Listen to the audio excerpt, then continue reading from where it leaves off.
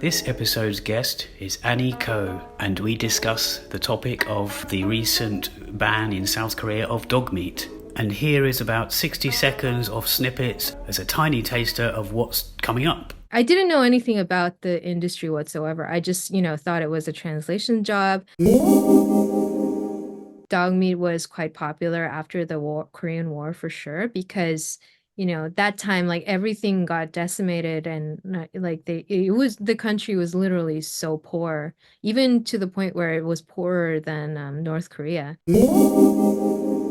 Have a little, a little guts to go to these dog meat farms because it smells really horrible. Like a farm, like a dog meat farm, they have their own dog. They go into this business because they think they don't have a choice, and they think that this would earn them a lot of money. Just want a cute dog, then you go to shop and just, get the three week old dog and then just grow them till like when they're like 1 year old and they just throw them away. That's quite common, to be honest. And those dogs end up to a dog meat farm and then end up to dog meat restaurants. 앉아봐. 앉아봐. Do you see him? Oh, look. Yeah, he doesn't care, but yes.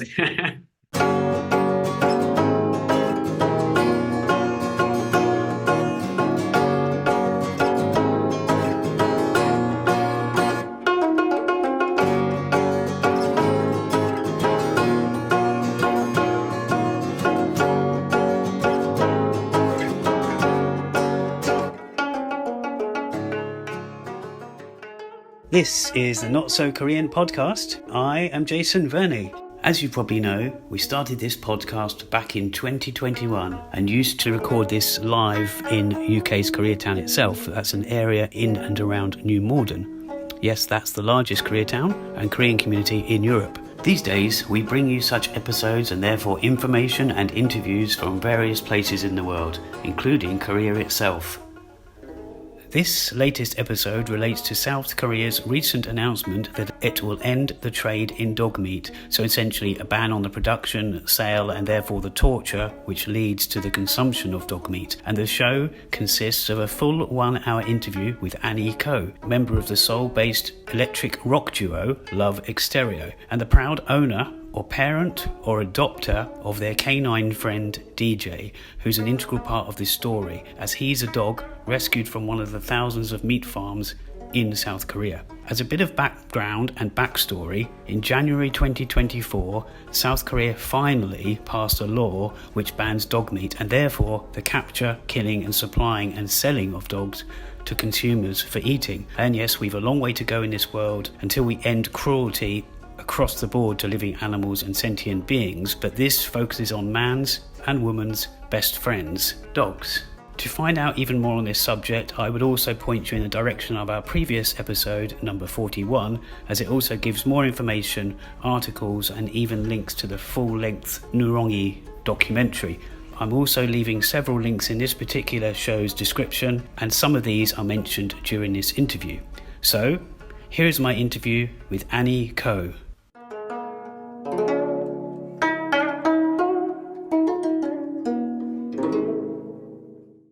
Well, it's really good to see you again, Annie. Nice to see you again. Um, yeah, we've known each other for a decade or so, and we've had lots of sort of meetings in Seoul, hmm almost in the UK, which was quite ironic. But I'm basing just to, we're not going to be talking about your music today. It's going to be about your work with with the various societies or charities and perhaps film hmm regarding the recent ban on dog meat. And hmm yeah, and I'm going to just sort of preempt what I'm giving my questions based around, because that might give some help to you and also to anyone listening. Um, Okay. so as I said, I've known you guys for a while, so I know your interests and some of your ethics, first of all. hmm And so um, I'm basing it on that. I'm also basing it on the fact that the recent announcement, obviously, about the banning of dog meat in Korea, South Korea, I should say. And the film, for any listeners out there, it's called Nureongi. Nureongi. Am I saying that? No. Yeah, Nureongi. So it's Yeah, Nureongi, depending Nureongi. how you yeah pronounce it, but it's actually Nureongi, but Nureongi in Nureongi. Yeah. Yeah, I mean, I should know. I know my Hangul, but sometimes I get confused with the G's and the G's, Yeah. which is actually funny because well, it's not funny, it's terrible, but it's interesting that it's made by a guy who's connected to the series Friends. Yes. And I thought he could have called this another title, Man's Best Friend, if it was Oh, more light-hearted, you know. But obviously, it's a deep, deep subject. Um, yeah. I'm also basing on a couple other things. The recent Guardian article that you appeared in and featured in, interviewed, and the Humane Society video, which featured both you and Toby and Deejay. And Yeah. for anyone who doesn't know, Deejay, it will become clear who Deejay is in a second, because it's not a DJ. Um, but also, and actually in that, there's a song written by you which was relating to polar bears. Yeah. I already knew your, kind-heartedness, the two of you, and it wasn't. This is not a surprise to people that you got involved with it. Maybe Mhm. even your music over the years has touched on subjects which are important. So, as I say, although I've seen that video uh, on the Humane Society's channel, on YouTube channel, which I will put links for everybody. Um, what, I first of all, that was uploaded in 2021. I think so, yeah. Yeah. Now, now you might know what I'm going to ask, but you've had DJ a while, which Oh means yeah. yeah. So you've been involved with it before you had DJ. So why was that Humane Society little documentary put online at such a later date? Was there a reason for it? Timed it in with something or? I'm not really sure, but I think, I don't have any control of their content per se. And well, we have been friends for a long, long time, but I think that was the time when they wanted to promote more about, the situation within Korea itself. So it's not just for the foreign audience, but also they wanted to push a little bit more insight to the Korean public, and I think that's the reason why they chose that time. But I'm not 100% sure why it was filmed in 2022, to be really honest. So yeah, you filmed it in that year, yeah, with the year it's Yeah, pro yeah, yeah, yeah. because yeah. Okay, that makes sense. I wasn't sure if there was a delay. It might have been shown at some other presentation, and they just uploaded it later or something. Maybe it had to do with COVID too. I'm not 100% sure. Good point. And I'm aware of some of this, but I might get my facts wrong. And are you able just to give maybe a brief overview of how you got involved, first of all, with them, uh, with regards to your translation and that kind of thing? Well, I have a mutual friend who was a photographer, he was a photographer for AP, and he did photography for their work at the dog meat farms, first of all, and well, he used to do our profile pics and stuff like that. So, one day through him they asked if he knew any driver with a car. And coincidentally, Toby just had a car at that time.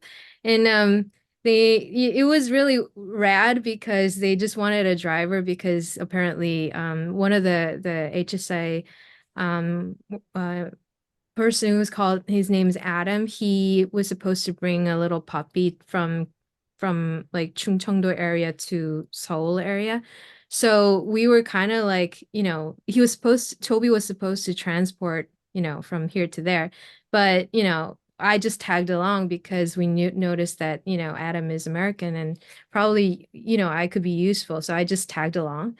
And apparently, Adam kind of liked how I, work, I guess, like, because I did translate everything for him between, Toby and Adam. So afterwards I got a recommendation of, why don't you just come along to our trips to dog meat farms so you can just translate for us. And I wouldn't say it was like a volunteer work from the beginning because I was actually hired to work, but after about like I didn't know anything about the industry whatsoever. I just, thought it was a translation job, but apparently it was more in depth than I ever imagined. So I tagged along and saw, even when it was not, a popular conversation within the country, because like I believe, when I started working for them was like probably around 2013 or something. And it was pretty early on. So, even though there were conversations between activist groups for sure, but to the general public, nobody really knew that in depth of what was going on at that time. So yeah, that's how I got involved.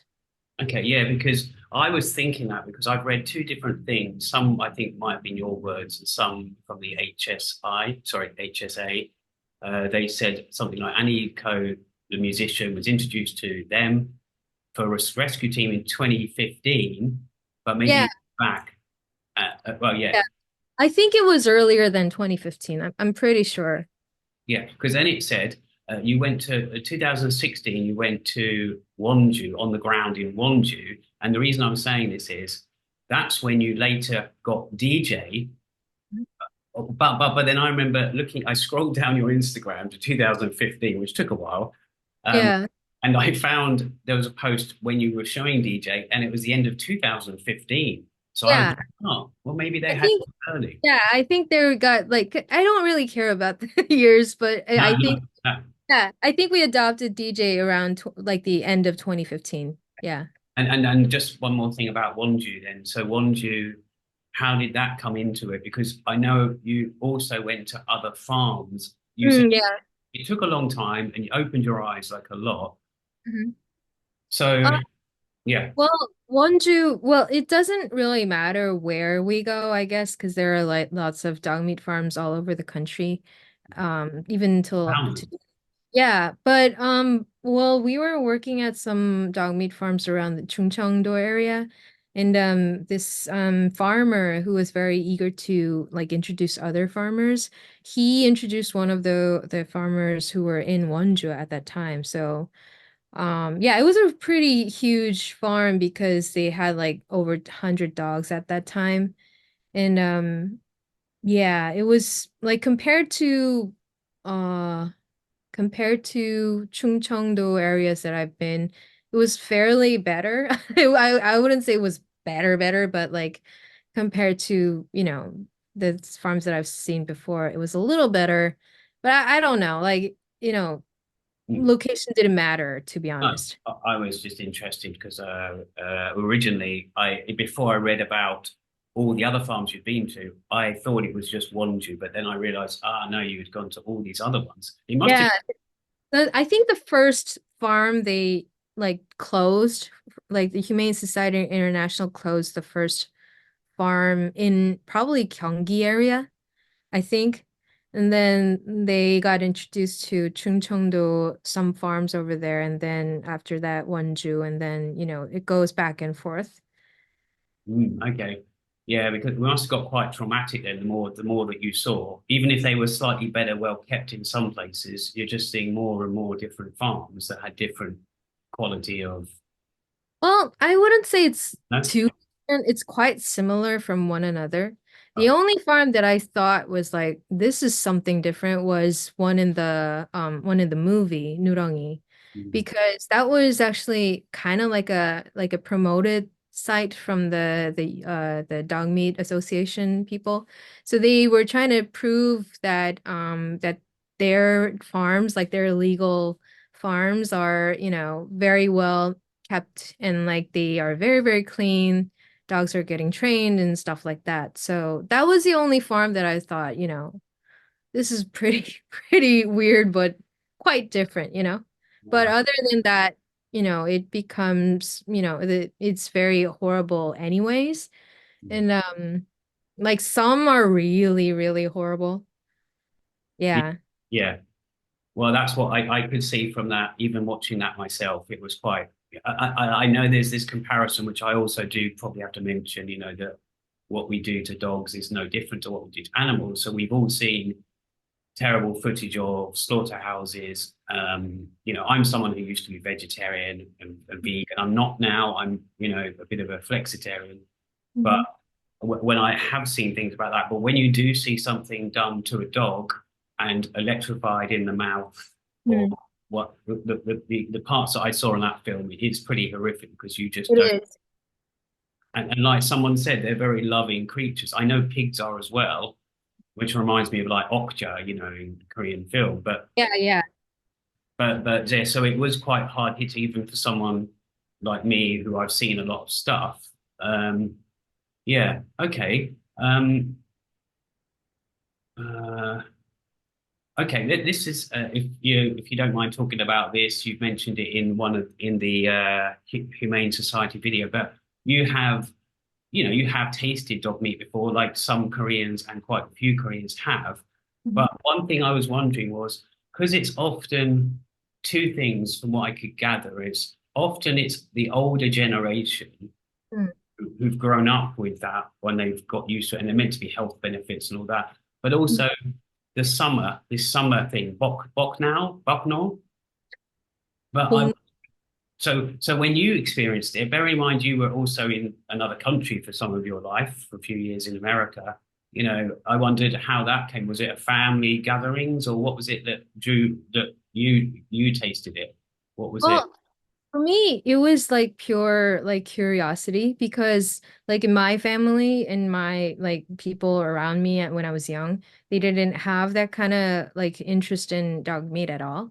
And I always, I was grown up like a I wanted to kind of like I'm a very when I was young, I hated discrimination against like guys and boys. And I see that all the time, like I was like born kind of like a tomboy. And I always refused anything that, are allowed for boys and like not allowed for girls. I was like, why? Like, I'm that kind of like I would fight right away. And Yeah. I had that kind of spirit I guess up till today, but like when I grew up and like I moved to Seoul. I used to live in Pohang, so I moved to Seoul when I went to university, and now that I'm an adult, I should try stuff that I was prohibited to. So for me, like I was like, when the guys were like, let's go have some like dog meat or something, and I got like participate in going to a restaurant or something, immediately the lady or whoever serves us would, suspect that I would eat like samgyetang instead. You know what I mean? Because they usually have a substitute menu like samgyetang, which is a chicken soup.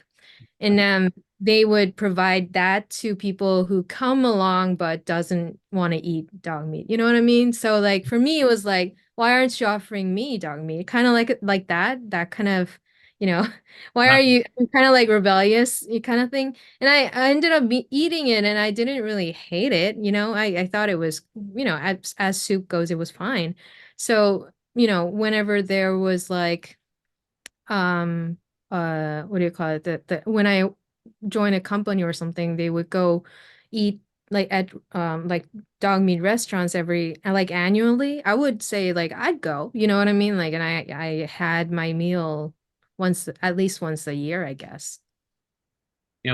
that's interesting. Yeah. So then the rebellious side of you said, no, I definitely want it if I'm not allowed it. So even I know, more. I know. It's kind of ironic, but I didn't want to like hide the fact that I, was interested in it. You know what I mean? Like I didn't want to, like, make another facade of myself that oh, I didn't like dog meat. It's kind of not true. So, It, yeah. it it's like when people go to France and they might have horse, or they might have snails. They wouldn't do that in England, but it's a bit like if they were born and raised French and they had certain foods, but they went to a certain province that did something, you're going to try it because in Thailand, there's places that do all kinds of food, spiders and insects you wouldn't normally, but there's still a living being that you still want to try. Yeah. It's something that, yeah. Okay, I'm just going to jump a bit to different things, but um, one one thing is mentioned in the documentary, and I guess a lot of people know the reasons for dog meat. It's because of the poverty in Korea before, um, the occupations maybe, and before the war. Sorry, after the war. But I wonder if it influenced not only that there was dogs everywhere and they were easily available to eat, um, whether also it might date back to China time or even Japanese occupation time. Do you think is there any way of looking at where it stemmed from, or is it literally just Korea? It was desperation, do you think? Uh, like for that, I think I'm not an expert, so I really can't say. But like it depends on who you ask, I think, because like, some like folk expert would say this way and like this other, professor would say the other way, So I really don't know, but I think there's a common knowledge of that dog meat was quite popular after the Korean War for sure because that time like everything got decimated and like the country was literally so poor, even to the point where it was poorer than North Korea. So I can understand that at that time dog meat was kind of like a source of protein, which, I believe it's true, and I think that knowledge is quite common. Yeah. There's other stuff in the film that talks about medicinal things, but we can all say it's protein, it's meat. Yeah, exactly. Yeah, and actually, one thing that was said in the film quite early was by the main character. Oh, what was her name? The main Korean American in Nureongi. Oh, uh, Tammy. Tammy, yes, Tammy. Yeah, I had it written down somewhere, but I was getting confused with a dog called Tommy because there's another story there. Um, but she said she didn't think anybody still eats meat, even in Yeah. Korea. And it reminded me of me. Sorry, it reminded me of what I say to people when they say, "Oh, why do you want to go to Korea? They eat dog there." And I'm always in Korea's defense. I'm always saying it's not like that. It's not like that. And I just want to because I don't want them thinking that. So I can understand how she probably would have reacted being over in America, grown up in America, Mhm. and yeah, it just connects to what we were saying just there. Mhm. Um, okay, I'm going to go on to another subject here. Oh yeah, so and talking about that particular film, Nurongi, which some of this my facts have come from. Um, did you have involvement with that? Were you like connecting point at all with any other people in it, or was it completely separate to anything you were doing? Oh, you mean the process of like who we met?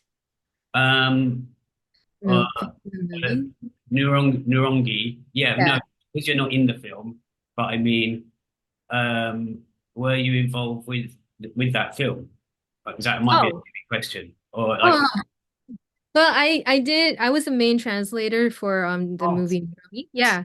so Well, that was the film. yeah. Okay, Well, I got introduced, of course, by Humane Society International because, they were asking for a reference, to someone who can translate in between. And that's yeah, it's kind of like a very weird job because I understand why they hired me because not only I'm bilingual, but also you have to have a little, you know, a little guts to go to these dog meat farms because, it smells really horrible. And if just a first timer who was a translator who were there and just like, ugh, everything, it'll be really hard for, for the process of making the movie. So I think yeah. they asked for a reference point from Humane Society International. I got introduced and then I was hired as a main translator. That's what I was trying to see because when you said you were hired by them originally, I thought, wow, if they're Korean, I was trying to fit that. Then I thought, the film then you got involved with the film translation. I was confused about the separate project that they were doing. Okay, okay. Uh, sorry. And actually, The yeah, production team was dominantly Americans, so it was necessary. yes, okay, yeah. Um, and okay, we're going to jump onto another thing here. So yeah, you mentioned earlier there's loads of farms. There's 10,000 they reckon, and between Probably more.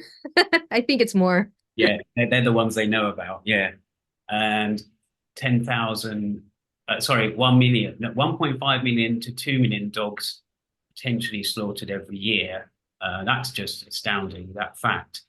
Um, and when I asked you earlier about the trauma, whether it was traumatizing for you, because they were showing clips where it was skin disease, missing ears from the fighting, from the infighting of the dogs, and eating garbage waste. Oh That, yeah. and then even someone in it jokes. They said, "Oh, in North Korea, hotels, this would be hotel food," which is I thought was a bit insane. Oh yeah, I remember that. Yeah. But yeah, jumping to from Tammy to Tory, sorry, Tory, Moon Jae-in. He adopted a dog called Tory Mhm. at some point, and I was trying to work out when it featured in a documentary. And the reason I'm asking this is because although the ban has now been passed, do you think did it actually get instigated while he was in office, or was Oh, you? you're referring to the Guardian article, right? Yeah, well, yeah, in the film, it's mentioning Moon Jae-in adopts the dog near the end, Oh, yeah, yeah, yeah. but then yes, the Guardian article talks about Yoon. Um, he's not, maybe as popular as Moon Jae-in, but he's very passionate about dogs. But I wondered if he's just finishing ticking the boxes, but actually Moon Jae-in maybe started the ball rolling. I don't know. I don't know Um, any more about that. I I think in my opinion, like I don't know how to put this, but as the movie states that at the end of the movie, like the head of CARE, the activist group, Park So-yeon, is now under like what do you call it, investigation due to illegal stuff. Mm, And the problem with like there's a like Moon Jae-in's case for with Tory. I'm glad that the president at that President Moon adopted a dog that is like suffering.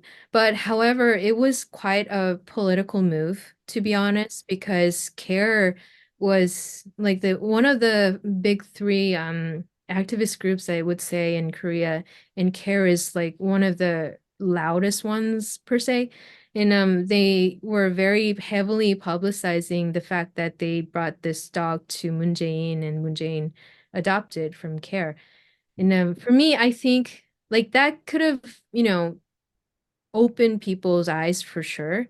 But I wouldn't say it was like super important in terms of people opening their eyes in terms of dog meat because, you know, whoever it was interested in dog meat would always be interested yeah, in those kind of news. Whoever wasn't didn't really care so much. You know what I mean? So the reason why that I pointed out on the Guardian article that, Yoon citing on to this ban, I thought it was very interesting in my perspective because, in the activist groups, they kind of needed that because, whenever they try to press to the like the congressman, like very few would agree on them, you know what I mean? Because it's such a gray zone.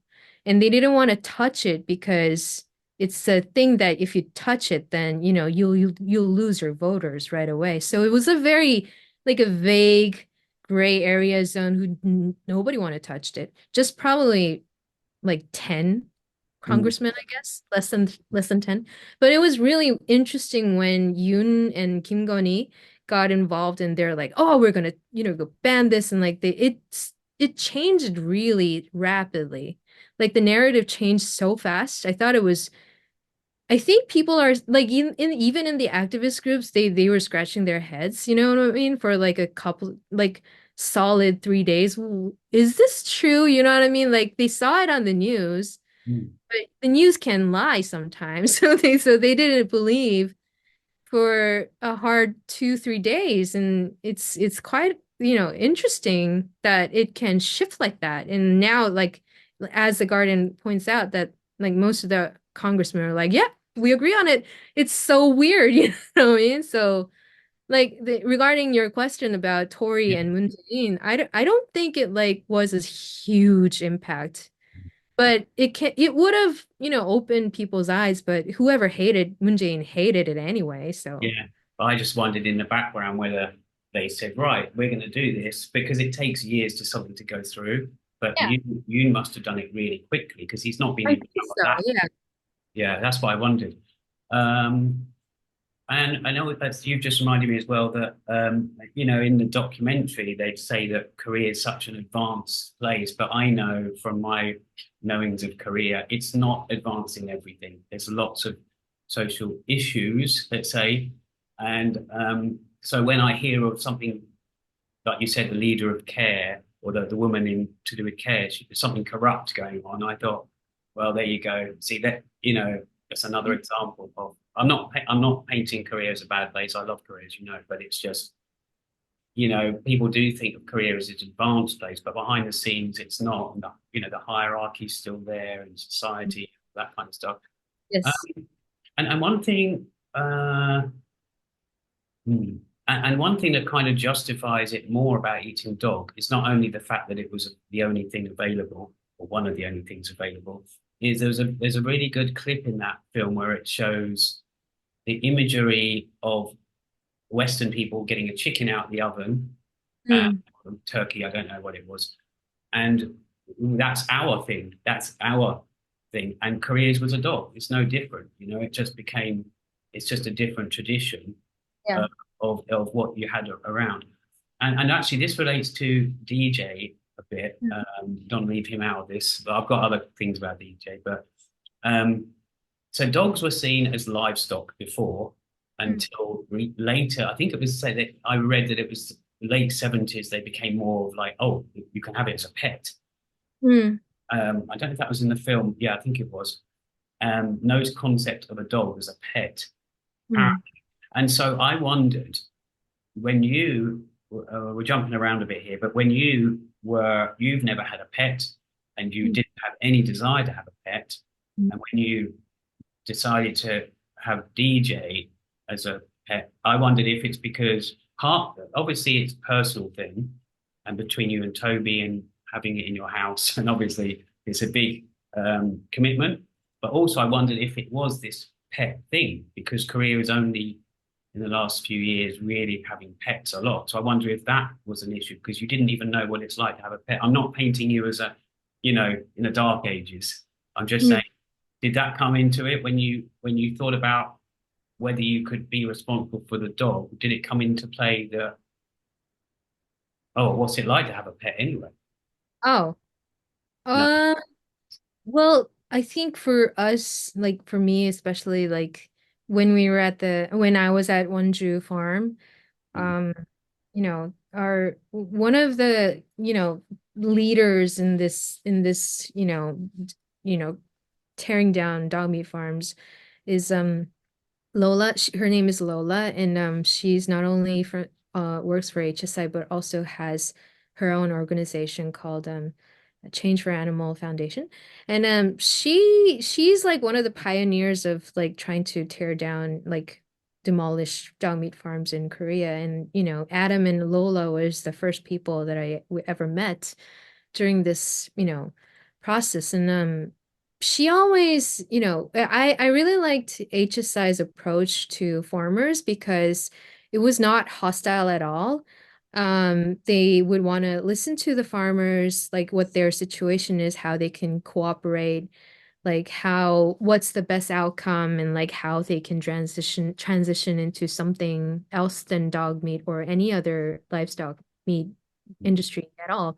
And they were very like cautious and careful of their like the farmers' feelings, and I kind of like admired that so much because later on I figured out that a lot of activist groups don't behave that way at all. It's like kind of like they have this really, I don't like that tactic, but they have this kind of like a backstabbing tactic which they use is like almost like they would, report on this farm, like this particular farm, if they want to tear it down, they would report to the police or like the government, like local government, like all the time, and they were like complaints, put on all the complaints, and then they would come to the farmer, see you have this many complaints. You know what I mean? Like you should tear it down. I don't think I That's, mean, I understand why they do it, but I would much prefer HSI's approach. yeah. Yeah, whenever they like HSI and then this farm have an agreement, Lola as a person, she's very, very like passionate into saving, animals, and she would always ask the farmer, "Would you give a dog to me right now?" You know what I mean? Like I thought that was so endearing. Like it's just almost like, asking out of sincerity. And I think the farmers always, even though they're completely different races, they don't understand the language whatsoever, but they can see in her eyes of her sincerity. So they would always, like, I almost always like offer a dog. You know what I mean? Like, I thought that was so cool. And in Wonju particularly, the farmer offered this little white Labrador. And usually because a lot of dogs are Tosa dogs. It's like they're very, very cute when they're small, but they would grow up to like 60, 70 kilograms and they would drool all the time. They're super, super sweet, but it's like kind of one of the dangerous dogs that like almost like a bigger pit bull in Korea. So it was really Lola will always ask me, when she get a puppy or something, would you like to have this puppy? And I say always no because it's always a Tosa. But for some reason that Wonju farmer gave her the white Labrador was like almost this size, very, very small, like trembling. Like, and I was like, I think I fell in love with it like right away. And I Uh, asked, yeah, and I asked Toby, are we able to do this? And he saw the photo and he was like, let's try this. Even though we'd never had any experience whatsoever, we were like, because, most of the dogs that are rescued will eventually go to America or Canada or European region, and this dog will stay in Korea. So we were like, let's give it a shot. no, okay. I sorry, just my ignorance probably, but dosa. What is it? Tosa? Oh, Tosa? I'm not. Tosa is like a mixed breed. I think it Oh, okay. originated in Japan, and it's almost like a bigger pit bull. But it used to, I think Tosa dogs are kind of known for like fighting dogs.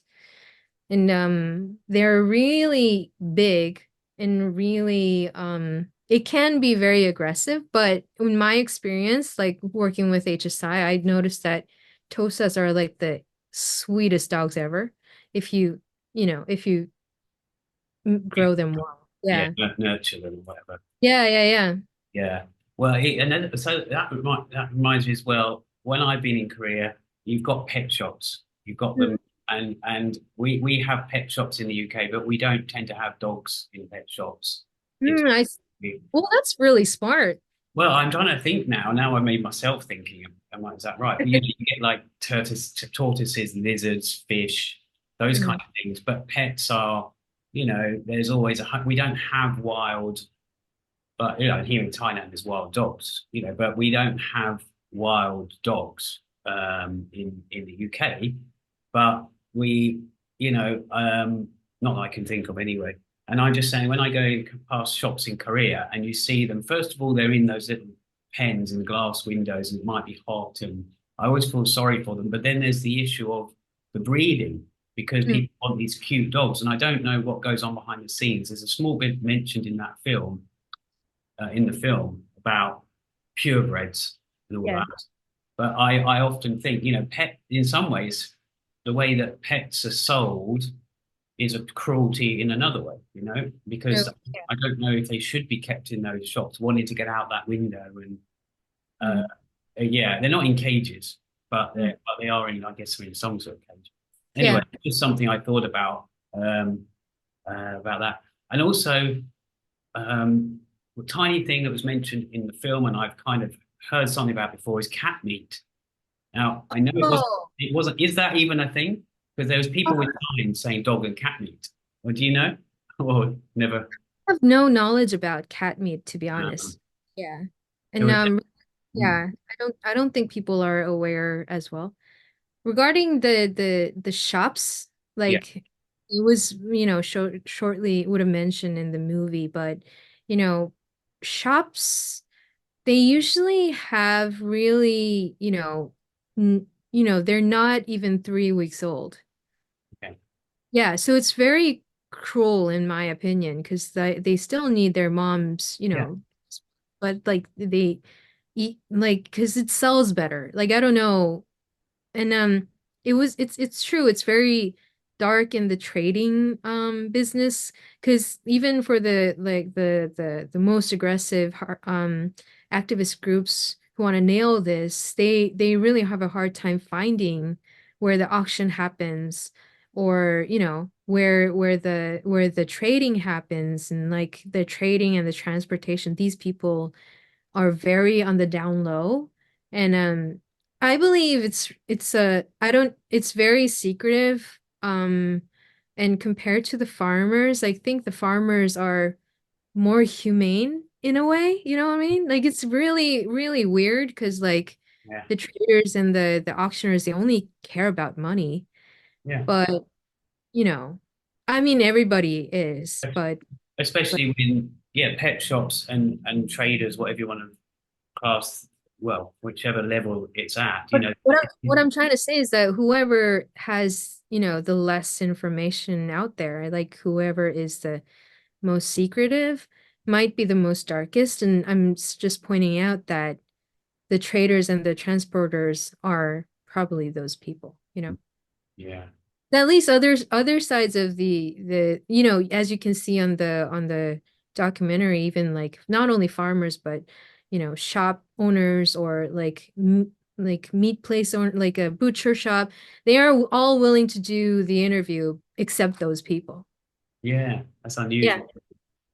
I was surprised how some of those farmers were very open about loads of Yeah. stuff, about how they're fed. Oh, they're treated very well, and I was really surprised because I thought there must be something you're doing wrong, uh, because you can't be that nice and then you kill them. I don't know. It's sorry, they get killed for meat. It didn't But seem. for my own experience, like I didn't feel any. I mean, I understand it's the business and people can be sociopaths and stuff like that, but I didn't feel that they were too inhumane. You know what I mean? It was interesting to see like most of the farmers or the butcher shop owners or whatever, these people have their own dogs. Like I thought that was so interesting. Wherever I go, like a farm, like a dog meat farm, they have their own dog inside Yeah, their house. And usually they're very small and cute dogs. So yeah, like it's very like I can't wrap my head around it, but still it means that they have some sort of humanity yeah. inside of them. Yeah, that's very true. They know what's right or wrong because they've got this dog and they'll treat it Yeah, beautifully. yeah, And yeah, yeah. because And yeah, they always claim that they love dogs so much, which is another weird yeah, stuff. But like at least, I could see humanity in them.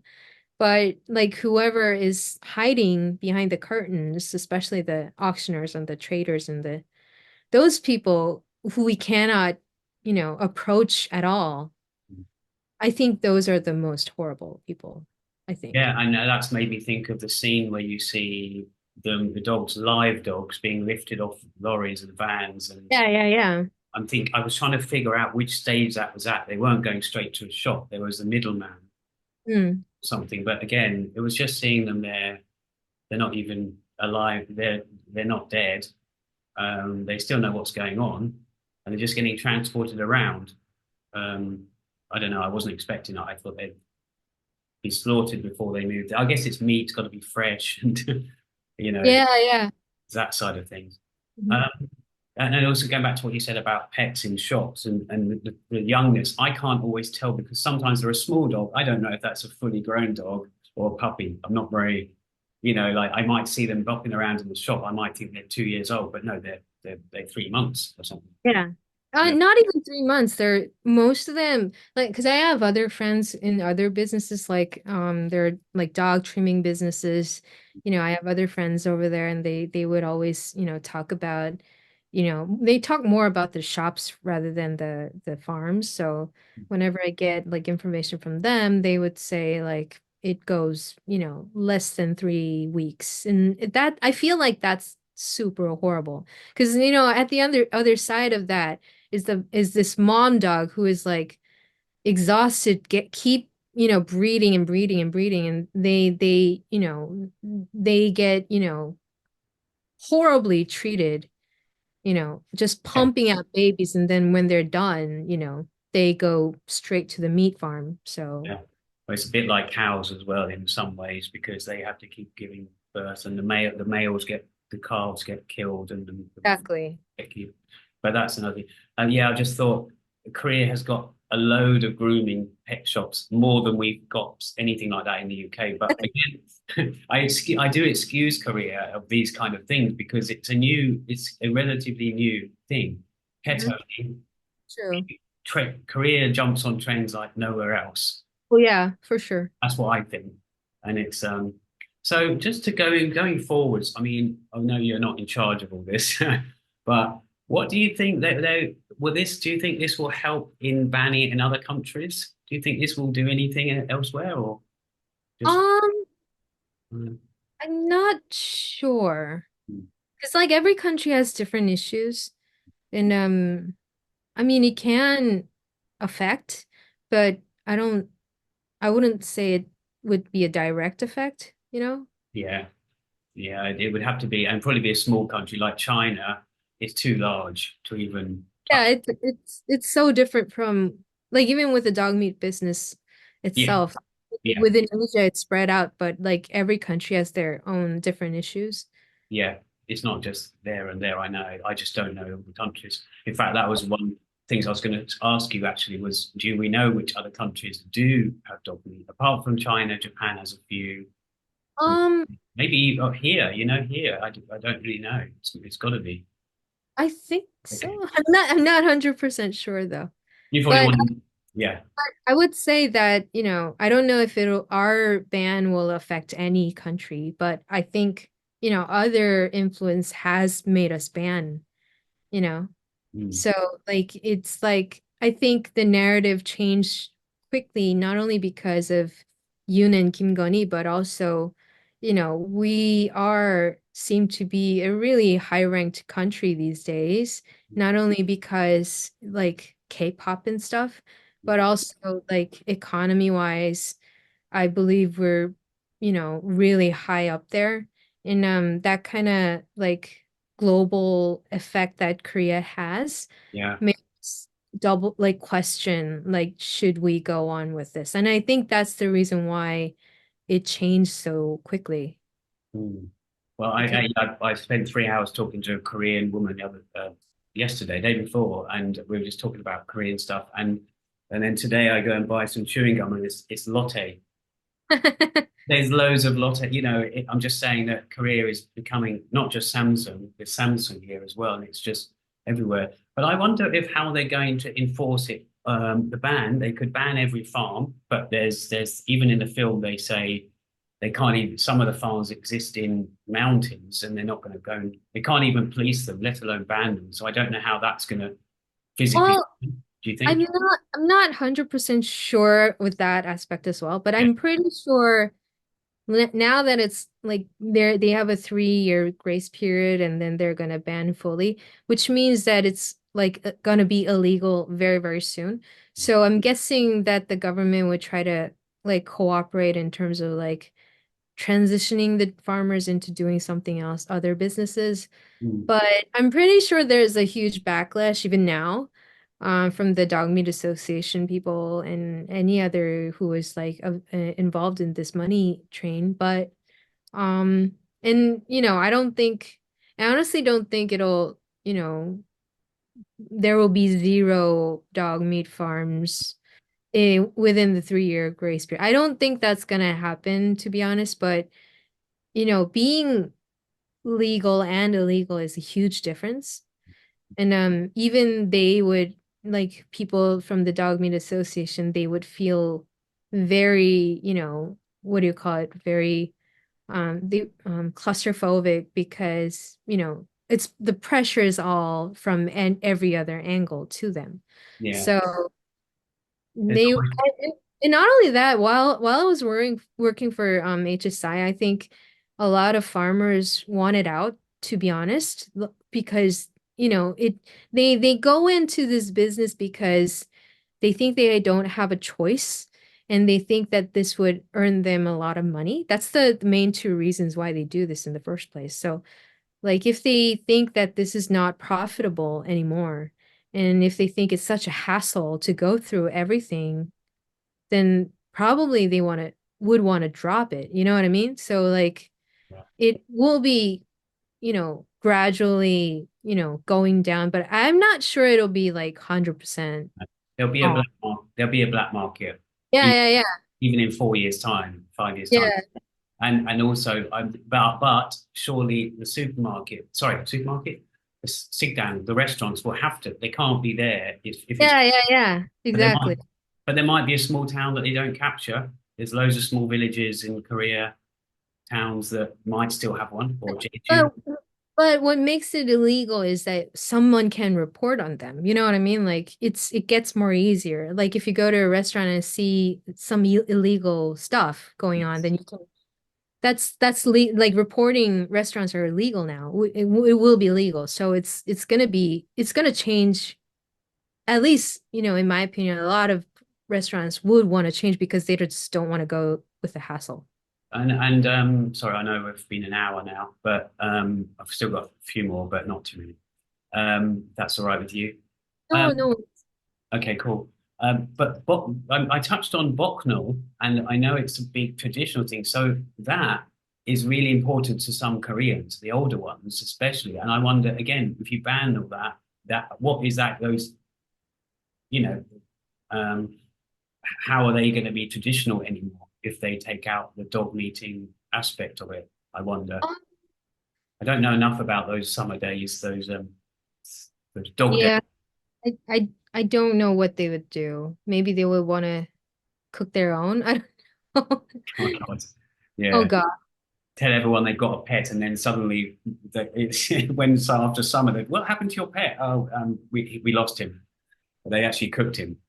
I I I'm honestly interested in that too. Like, I want to know what happens. Yeah, it's something that's okay. Another thing, which because you mentioned care, I've mentioned care, CARE, and for any listeners out there, and HSI, HSA, whatever. So is it HSA or HSI? I'm confused. It's HSI, but the Okay. Humane Society is from America, and they Yes. have all these, like, branches, like HS Canada, HS UK, but like the international division is HSI, Yes. HS Okay. HS International, and for Korea branch is HSI Korea. So it's a little bit like, Yeah, because also in your recent social media posts, you put the dove, which I also know that was mentioned in the film. But again, to people that are listening, I will put all these links, in the description. But I'm just thinking DOVE, how they're linked to, um, they're separate to HSA. oh, they're a different Yeah, organization. yeah. It's just, I mean, I can put a description anyway. I can figure that out myself. But there was one thing in the film as well. Just remembered and just spotted on my notes actually. The best argument for not eating dog meat was the E. coli bacteria that can be found in dogs and certain dogs. And with other meats, that doesn't happen. Hmm. So that's a straightforward. If you want one reason, that's it. You can still eat beef, you can still eat pork, but why would you want to eat something that's, uh, Hmm. it's dogs? True. True. So I don't know. And I've just got some sort of, let's just skip to these last sort of a bit more lighter questions, maybe. Um, so, as busy musicians and touring ones at times, you tour and you do a hell of a lot of other stuff. Um, how do you manage this with DJ? Uh, Mhm. Obviously, it must be emotional to let him go while you go away. But where do you put him? Is he in? Have you got friends who look after him? Brave It enough? depends. Sometimes we let our friends take him, but sometimes Toby's mother lives not far away, so she would, walk DJ around and just take care of him. Um, it's really hard to find a nice hotel for a big dog in Korea because right at this moment, and even though like companion animals are everywhere, there's some sort of weird perception about big animals, I think. And even though it's changing a lot, like even for me, like when I first tried to adopt DJ, um, he's gonna grow at least 30 kilos, right? So in my mind, I was like, how do I have a small place, like I have a like small studio, like how am I gonna, grow like have a place for this who's like a dog that's going to be much more bigger, but there's this real perception about that in Korea still now that you're not you know you're not giving most happiness to the dog if the dog only has little limited amount of square space for big dogs especially. So like even now in Korea people you they would the most popular dogs in Korea are Pomeranian or Chihuahua or very, very small dogs, Well, that's what And I wondered when I see these pet shops. I first of all, I straight away think, what happens to all the big ones? Putting the dog meat aside, exactly. I mean, they're not popular at all. I mean, um, and for yeah, for us, like when because DJ is like even though he's a Labrador, he's very like he's kind of like slimmer yeah, Labrador compared to others. Like he's like very like he doesn't go over 30 kilos and he's very slim.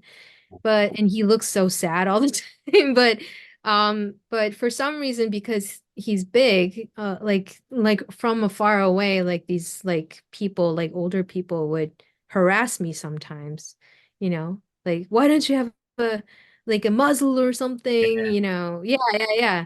And just I yeah, just I, yeah, I pretend I didn't hear that.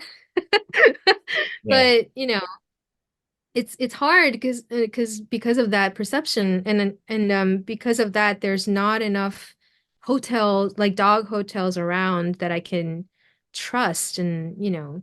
because there are a lot of dog hotels for smaller dogs for sure. There are many ways to keep your dog when you're going on a vacation or something like that. But big dogs, no. Like there are like I tried to find one that is legitimate, but like I think there's one in Gyeonggi-do area, which I need to drive Wow. like 2 hours.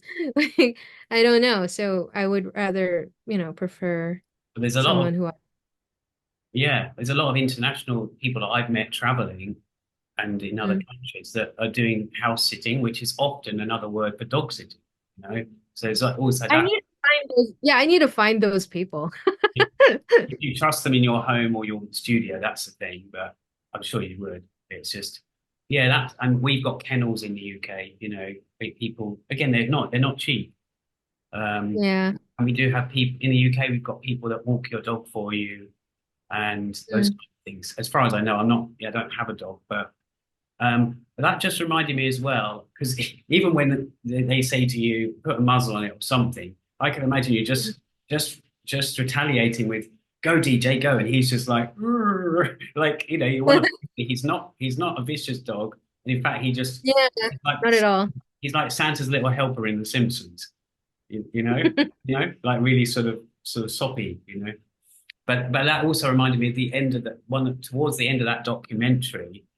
It was weird because when they paid off that farmer and the dogs, it was almost sad that they didn't want to they didn't want to move because they thought they were going to get killed, and also Oh, yeah. and they're being put into another cage, which is a nice clean one rescue. But it was Hmm. a very emotional time because that man he was making light of it. He said, "Oh, well, I can't even open up another farm again." And they went, "No, you can't." And he went, "Oh, I guess I can't, can I?" It's like, "Oh, I have to?" Yes. But what I'm saying is just seeing those dogs struggling to the last minute not to be moved because their fear is they've probably seen other dogs just go and not come back. So it was a bit of a weird. It was an uplifting ending in that side of things. And this was, of course, way before the ban, but it was just as emotional as seeing them being killed because they really didn't want to leave there. Yeah, for me anyway. Um, so yeah, so Deejay, as you said in that Humane Society video as well, he has no taste in music and no desire to be. So That is so true, sadly. he's not he's not going to be that dog DJ that you imagined him to be. No, no. Yeah. Oh, bless. And of course, the obvious question is, how has he changed your life? I Oh, mean, with too many ways, but I mean, most, you wouldn't have had a. You've had him now almost, I don't know, 8 or 9 years, but your life must have been different. Your routine in the morning. I mean, um, is I it? think Yeah. I think when I didn't notice this, but like having a huge dog could be such a mental comfort. Like, when you're going through a hard time, just, just try to, touch DJ is enough. You know what I mean? Like that, just looking that sad eye and you just, smile again. I think, that's the biggest, gift that DJ gave to me. Like it's just that constant happiness Yeah. is that's oozing out of him. And Yeah. I didn't I definitely do have more knowledge in terms of like, having a companion dog because back then I didn't know anything like how to, keep a dog, how to walk them or like, there are very weird stuff out there too, like, weird recommendations. Just I've seen some weird articles of like they didn't like the dog barking too much, so they would just take out their vocal cords. I thought that was so cruel, but you know, but I noticed that, big dogs usually don't bark that much, Is rather than that, smaller. Yeah, because smaller dogs are like, they're scared a lot. that So they're just yeah. barking their territory. But like DJ never barks. Like maybe if someone like the delivery guy is coming, then you would just like, "Ooh," and then that's it. Like never Yeah. barks. He never wants to pee inside, so I need to take him out, which gives me a good, nice routine to walk as well. Like it's just like a much more healthier lifestyle and like a such a huge comfort and love from DJ that I feel all the time. So I Yeah. think that's the biggest difference, I think. Yeah. Well, I was just thinking, yeah, it's not like a teddy bear or something cuddle when you, it's actually responding to you, he's actually, Yeah. I wonder when you said about the vocal cords thing, I know that's just one example. Was that in Korea or elsewhere? Korea. Yeah. Apparently it's quite normal. I It's, wonder if I mean, that, it's yeah, sorry. horrible. Like I think people like there are articles coming out that, there these procedures happen, but oh my God, like why would you do that? Well, do you think it's also a saving face thing where in Korea society it means a lot the way things you've got a dog that barks a lot or something and everybody looks Mm, frowned, maybe, frowned upon. If people, maybe. And also yeah, even like, stray dogs as well. There are a lot of stray dogs every year. And usually, I think the perception is changing for sure because there are a lot of like great programs on like broadcasts and like like YouTube channels which we can learn from like from the dog trainers and stuff like that. But if you're ignorant and you just want a cute dog, then you go to shop and just, get the 3-week old dog and then just grow them till like when they're like 1 year old and they just throw them away. That's quite common to be honest. And those dogs end up to a dog meat farm and then end up to dog meat restaurants. So we still have a long way to go. yeah, that's yeah. Well, hopefully this will do something. It's good anyway, isn't it? And a light-hearted question maybe. There's a dog meat song in that film. Oh yeah. I was, and it actually, I shouldn't laugh, but it is funny because the words actually make sense. You know, you eat chicken, we eat dog, or something like that. But I thought, I thought, is Love Exterior gonna do an anti-dog meat song? I No, don't know. not, not so seriously. But I wonder if you are gonna write a song that does touch on this. But that's your own Um, I guess. mean, maybe if it comes naturally, Great. maybe. Yeah, yeah. Okay, well, I could ask loads of questions because it's a deep topic, and but you're not the government, you're not authority enough, but you've got a hell of a lot of knowledge, you've done a lot of stuff. And again, we met in 2013. So it wasn't long after that that you went down that road to Yeah, yeah. and then I thought and then I kept thinking, because I kept reading 2015 or 2019, the video was, and I thought, I'm sure they've had DJ on their social media more than 4 years, because I kept thinking, like, he's been a part of Love Exterior almost ever since I've known Love Exterior. So it's amazing how time, how it passes. But yeah, and we back in 2013, just sort of, well, on the record, I don't mind people know this, but we recorded an interview Mm, which I didn't put into a project, but it'd be great at some point if you want to return to the Not So Korean podcast to do a music related um, sure, interview because it's long overdue. But entirely up to you. You guys are sure. you're doing new music, aren't you, as well? Because I saw something on Instagram. Mm, Yeah, no, yeah. that's good. Yeah. All right. Well, if there's anything else, is there anything you want to say about this whole? I mean, you were obviously elated when it was announced, and did you Mhm. have insider? You had insider information. Obviously, those people you connect with the HSI, they must have. It wasn't a newspaper you found that out from, was it? You must have found it out from another source as well, because you've got No, connect. I found out from a newspaper too. Okay. Yeah. Yeah, and everybody was like, "Is this real?" Like, Yeah. because press can always shift their narrative, I guess. But like, because even though it was true, but like it was kind of like, couldn't believe it kind of thing. Yeah, no, that's really good. Well, I'm really proud of what you guys have done. I haven't been anything involved with that, but I'm just, you're involved with other things to do with women's rights and other animal related things, and it's really good. So, and yeah, and obviously you help out people with your studio and collaboration, so it's brilliant. Say hi to Toby and DJ, but he'll just lay there because he doesn't know who I am. I So think I think they can come in. have you got it? Do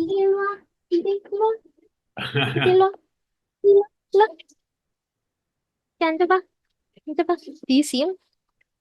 Oh, look. Yeah, he doesn't care, but yes. Oh, that's really cool. That's DJ. Yeah. Hello, DJ. Hello, DJ. Do you know your name? So Okay. what? And just I guess just kind of off the record, I'll put it in later. But DJ, you just chose it DEEJ. You could have just Mhm. said DJ dot, but you just thought it's That seems too much. Like I just wanted a name. yeah, it's good. Yeah, it's better than like mixing deck. I don't think that would work. Or amplifier. Yeah. He Okay. wants to go up. Yeah. All right. Well, it's getting late where you are, and it's getting that way where I am. It's 2 hours different. So brilliant seeing you, and we'll catch up soon. Hoping to be back in Korea this year again. Okay. So, all right. Bye bye. Woof woof. Bye. See ya.